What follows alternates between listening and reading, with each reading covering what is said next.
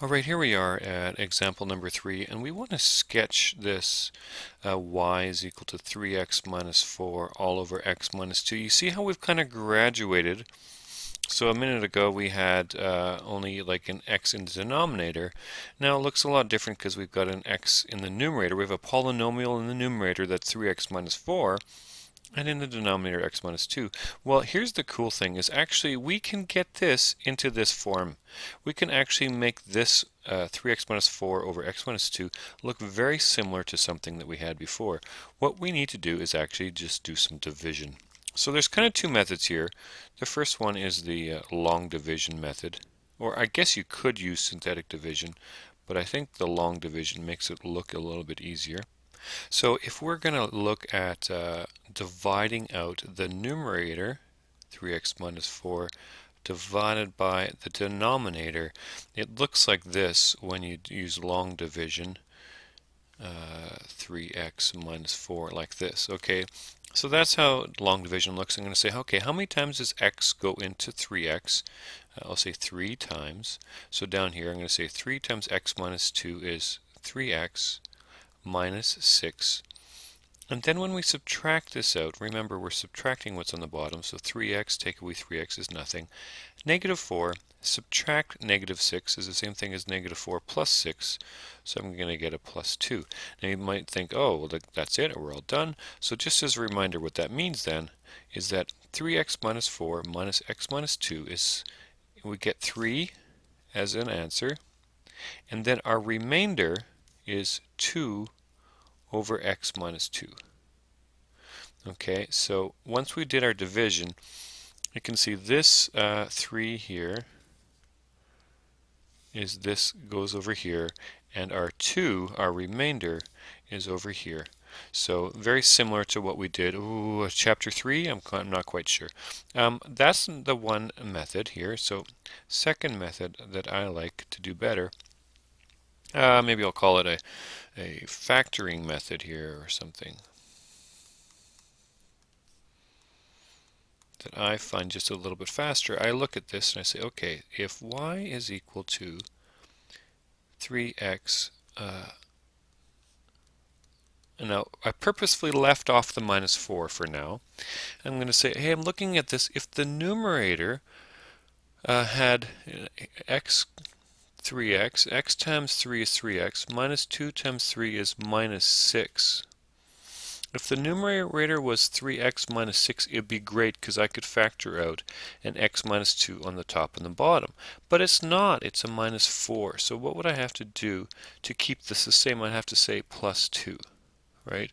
So far really what I've done is I've taken this 3x minus 4 and I've split this minus 4 into a minus 6 and plus 2, kind of like the first stage when you factor using grouping. Now I'm going to say that y is equal to 3 times x minus 2 plus 2, and what I'm also going to do is separate these into two different fractions, so like that. And I think you may see where we're going. We're going to factor out the x minus 2 terms here, and now we get y is equal to 3 plus 2 over x minus 2. You see, same, regardless of which method. So you can use long division if you like during these videos, and generally I like the factoring method for better. I just find it a little bit faster. We're not exactly all the way there. We're very, very close, because if we wanted to put it into this format at the end, we just need to switch the order here. So I'm just going to switch this and say here y is equal to 2 over x minus 2 plus 3, right? So we can see that our a value is equal to 2, our h is also equal to 2, and our k is equal to 3. Okay, so our non-permissible value here, what's the value for x that if we put it in we would be dividing by 0? It's that x cannot be equal to 2, and so thus we have a y-intercept here. Oh, hold on a second. I should say if we have a non-permissible value that cannot be equal to 2, we can go right ahead and put our vertical asymptote here at x is equal to 2. Kind of like to put in these asymptotes first, and also our plus 3 here means that we're going to have a horizontal asymptote at plus 3. You can sort of anticipate this shape already. I'll put this in over here. Our vertical asymptote was at x is equal to 2, and our horizontal asymptote here is at y is equal to 3. Okay, so for the x-intercept and for the y-intercept, I think I'm going to have to create some space here. Okay, so let's figure out our x-intercept. Again, our x-intercept means what is the x value when the y value is equal to 0. So starting off with our y is equal to 2 over x minus 2 plus 3, I'm going to put in a 0 for y. So I'll say 0 is equal to 2 over x minus 2 plus 3. So if we subtract 3 from both sides, I'll get minus 3 is equal to 2 over x minus 2. Now I'll do like I did before, and I will multiply both sides by x minus 2 and divide both sides by negative 3. So I'll get my x minus 2 essentially moves up to the left. And now I get a 2 over a minus 3 here. And now if I add 2 to both sides, I will get x is equal to 2 2/3. Or another way to say this is, what is that, 6, 7, 8/3. So my x-intercept over here is going to be equal to 8/3, comma 0. So I can even put that in already. So if I look for my x-intercept, 2 2/3, or 8/3, right there. There is my x-intercept. Now for my y-intercept,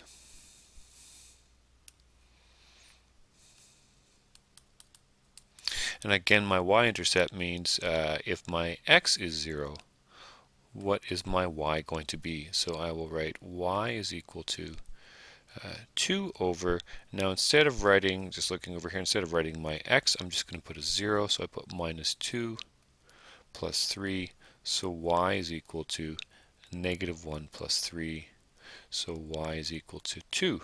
So in other words, I have a y-intercept of 0, comma 2. So here is my x of 0 and my y of 2. All right, we're pretty good to go here. So just as a reminder that since my a value is 2, my shortcut here is I'm starting from where the two asymptotes meet, and I'm thinking about combinations that multiply out to 2. So I can go down 2 and over 1,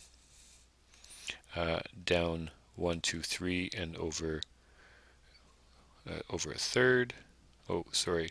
Yeah, no. Multiply out to 2. So down 1, 2, 3, 4 and a half. That would work out well. And going the other direction, I can go 2 left, down 1. So 2 and 1 multiply together. And then I'll go 1, 2, 3, 4, down a half. There we go. I think I got enough to sketch things out here. Something like that. And you'll notice it does go through this point here that I'd already identified earlier, which was 0, comma 2. Okay, I'm noticing that there's looks like there's a problem over here with my 2 2/3. So let's go back, and I think I made an error here when I was looking at my my x-intercept. Perhaps maybe some of you were looking at it and shouting at your screen. I've got it's negative 2/3 plus 2. So this part here is an error. So when I add 2 to both sides, I get x is equal to 2 minus 2/3.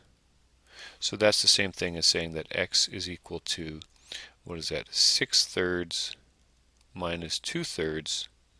So that would be equal to 4/3. So I'll go make a little change over here. This value here should be a 4/3. And then this one over here should be moved over. And 4/3 would actually be right about there. I did a pretty good job. That's at 4/3. Okay, that looks good. And then on the other side, So the equivalent of the top right-hand quadrant of thinking about the quadrants formed by these two asymptotes. Again, I want to find out combinations that multiply out to 2. So I can go 2 to the right, 1 up, and I can go 1 to the right and 2 up. And that's about all the room I have here. So it has that similar kind of shape. For my domain, my x cannot be equal to 2, and my y cannot be equal to 3. I can just look at those by looking at the asymptotes. And there's what it looks like when I add the nice curly braces and the nice set notation in there. So now the two things I need to do is, first of all, is to explain the behavior of the graph near the non-permissible value. Well, the non-permissible value is the thing that x cannot be. X cannot be equal to 2 because that denominator of x minus 2. So I can say that I'm going to explain it by saying as x approaches 2, then y approaches positive and negative infinity, gets exceedingly large. I think that the way the textbook says it is that the absolute value of y. So another way of saying this, you could say the absolute value of y approaches infinity. It's just another way of writing it. The second thing that we need to do here is explain the end behavior of the graph. And that's when, number 2 over here, this is when x gets very large. So I can say as x approaches either positive or negative infinity, then what's happening with y as we go off to the right is as x approaches positive infinity, the y value gets closer to 3 from the upward side, and as x approaches negative infinity, y again approaches 3. So I can say over here, y approaches 3. Alright, so we're done that example. Here is example 4a. You know what? I think this might be a good one for me to give you, the reader at home, a chance to try example number 4. So what I'm going to get you to do is pause it and then see as far as you can get. Maybe you'll get stuck because you've only really seen me do one of these examples, so you won't need to do all the different steps I did in the previous one, and see if you can get it. And then when you're done, hit play again and we'll see how you did. Alright, I hope you had some success with that. So the first thing that we need to do is to do our division here. So instead of looking at this and saying y is equal to 2x plus 5 over x plus 3, I'm going to be thinking, okay, if I've got 2x here, in order to make it easily to factor out an x plus 3, I'd like to have a 2x plus 6. But I really only have a 2x plus 5, so I'm going to have to add a minus 1 here. So my next step is to say y is equal to, now I'm going to factor that out, I'm going to say 2 times x plus 3 all over x plus 3 minus 1 over x plus 3. And then when I factor out those x plus 3's, I'm also going to change the order here. I'm going to say y is equal to negative 1 all over x plus 3 plus 2. Okay, so the first thing I'm going to take note here is that this is the first time now we've got that negative. So as you recall earlier, having the negative out front or the negative on the top is equivalent, and so I'm going to be looking for the fact now I'm going to have these, I'll have these asymptotes. I actually have the right device for making the asymptotes. And now instead of having my graph being top right and bottom left, my graphs are going to be looking kind of more over there and there. Okay. So looking at this piece then, this means I'm going to be going up 2, and this part here means I'm going to be going left 3. So I'll go over right away to my graph and I'll say, okay, normally my asymptote is along the x-axis, but I want to go up 2. So here is this horizontal asymptote at x equals 2, and I want to go left 3, so instead of having it right along the axis, I'm going to go left 3 and make this my vertical asymptote. Okay, and in fact I'm almost done. Now I'm thinking, okay, since it's negative, I'm going to be having it, like I said before, instead of up and to the right and down to the left, I'm going to have it in up, left, and down, right. And because it's a 1, I want to be thinking of pairs of numbers that multiply out to 1. So starting from here, I can go 1 and 1. I can also go left 2, up a half. I can go left a half and up 2. So now I'm going to get this shape over here. And then same idea, starting from this, going to the down right quadrant, to the right 1, down 1, to the right 2, down a half. And I'm going to go to the right 1, 2, 3, down a third. And then I'll fill this in over here to a half to the right, down 2. And we'll get our graph.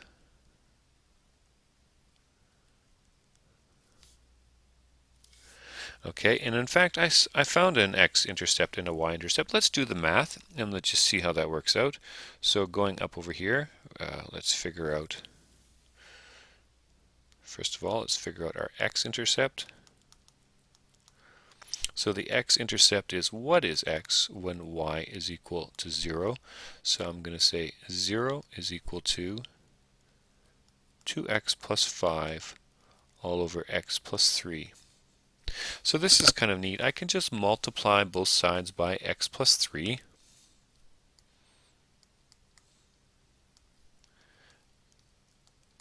And that is still 0.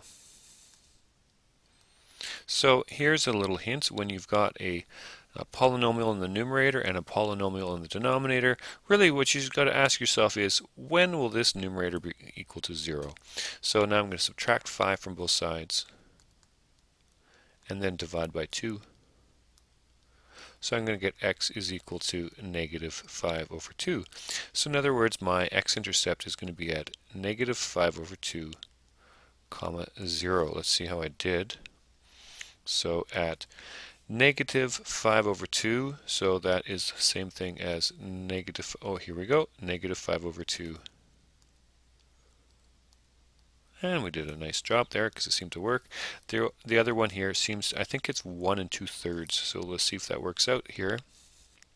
So we'll do our y-intercept. The y-intercept then is going to be, what is my, when my x is 0, what's my y value going to be? So y is going to be equal to, so looking over here, this is 0 and this is 0, so it's just going to be 5 over 3. So in other words, my y-intercept will be 0, comma 5 over 3. So looking over here on my y, 0, and this is 5 over 3. So that looks like about right. I'll fill this out for you. Alright, so here are the values for the chart there. I think sometimes it's just easier to do like I did and draw your asymptotes in there first, and then create the values for this chart afterwards. For the bottom where it says explain the behavior of the graph as x approaches negative 3, y approaches positive or negative infinity. That's what causes the vertical asymptote at x equals negative 3. And also as the end behavior as x approaches positive infinity or negative infinity, y gets closer and closer to 2, and that's what causes our horizontal asymptote at y equals 2. Alright, so here's your textbook homework. And as always, I will see you in class. Oh, and just before you go, if you look along to the next page, there's some practice here for sketching the exact kind of questions that we did. So at the beginning of the next video, I will show you solutions worked out for each one of those.